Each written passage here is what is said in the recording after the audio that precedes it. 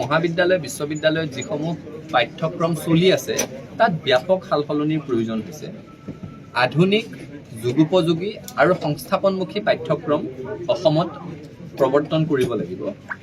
আমি ছাত্ৰ সন্থাই ক'বলৈ আৰম্ভ কৰিছোঁ কিহৰ কাৰণে। এতিয়া চাওক, অসম উত্তৰ পূৰ্বাঞ্চলে 5খনকৈ বহিৰাষ্ট্ৰৰ সৈতে সীমা ভগাই লৈছে।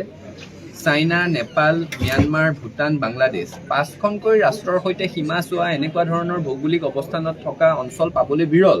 তাৰ পাছতো অসম উত্তৰ পূৰ্বাঞ্চলত আজিলৈকে ফৰেন পলিচি বা ইণ্টাৰনেশ্যনেল ৰিলেশ্যন পঢ়িবৰ কাৰণে পৰিকল্পিত কোনো আঁচনি নহ'ল।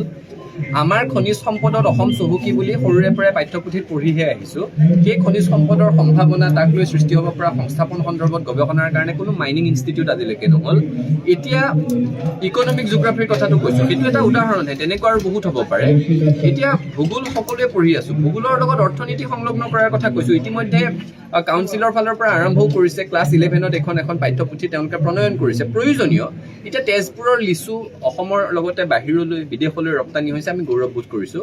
কিন্তু আমাৰ কৃষিজাত সামগ্ৰীসমূহ আৰু ক'ত ক'ত ৰপ্তানি হ'ব পাৰে, তাৰ কাৰণে বজাৰ ক'ত ক'ত সৃষ্টি হ'ব পাৰে, সেই বজাৰৰ ভূগোলটো কি, সেইটো আমি অৰ্থনীতিৰ সৈতে সংলগ্ন কৰিব পাৰোঁ। গতিকে ইকনমিক জিঅ'গ্ৰাফীৰ ধাৰণাটো তাৰ পৰাই কৈছোঁ। এনেকৈ প্ৰতিটো বিষয়ে যাতে বৃত্তিমুখী হয়, আধুনিক হয়, যুগোপযোগী হয়, সেই ধৰণে পাঠ্যক্ৰমসমূহ সালসলনি কৰিবলৈ চৰকাৰে ব্যৱস্থা লোৱাৰ প্ৰয়োজন আছে। বিশ্ববিদ্যালয়সমূহক আস্থাত লৈ প্ৰক্ৰিয়াটো আগবঢ়াই লৈ যাব লাগে।